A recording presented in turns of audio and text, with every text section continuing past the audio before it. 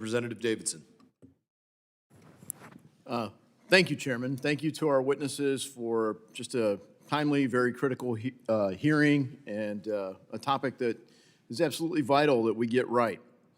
So I want to thank all of our witnesses for really one of the most essential subjects that we nail, which is artificial intelligence. I was proud this past month to join Chairman Mass' AI Overwatch Act as a co-sponsor. The reality is that the future of the global economy and our geopolitical security hinges on the future of chips and AI. Congressional oversight on this issue is vital. And I'm also the chairman of the subcommittee for national security and illicit finance. One of our main challenges this year is to update and modernize the Defense Production Act, which of course is used more broadly than in artificial intelligence. And I'll open it up to the panel. As we modernize the Defense Production Act with artificial intelligence in mind, but maybe more broadly, what things are essential that we get right? Well, yeah, I think as your question implies, Congressman, AI, given that we have already a significant advantage in AI, that should be integral to our defense modernization.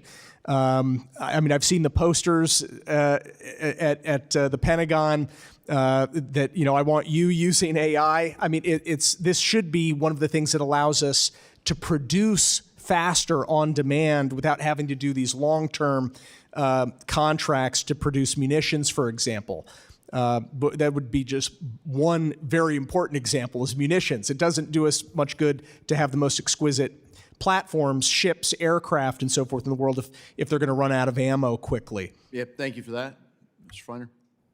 First of all, I agree with everything Mr. Pottinger just said. I would only add, and I'd want to come back with a more sort of specific answer as to the key areas, that the United States does not have state-owned enterprises that the government can just simply direct in areas of strategic importance or policy priority.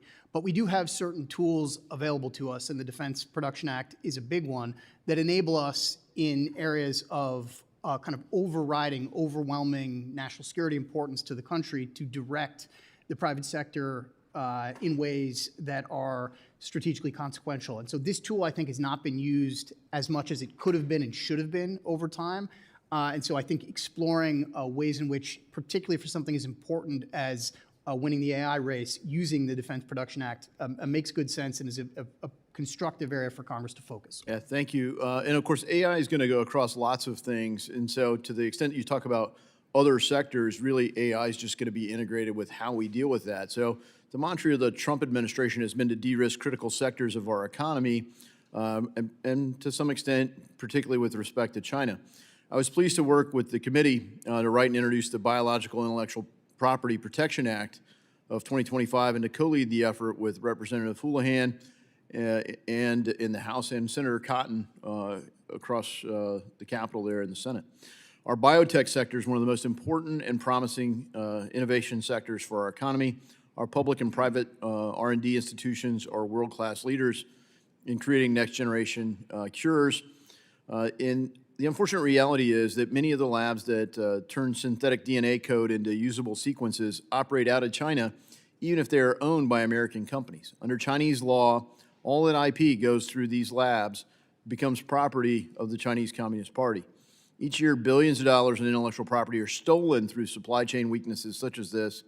Our bill would allow existing export control policies to regulate export of high-value biotech.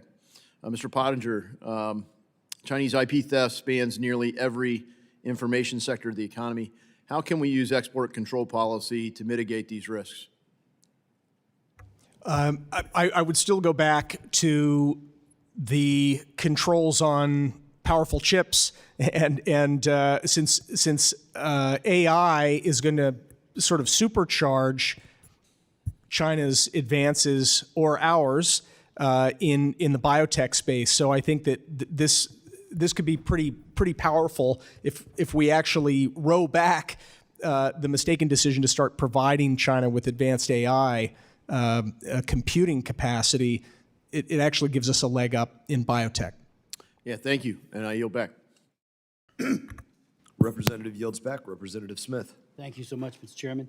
Thank you for calling this very important hearing.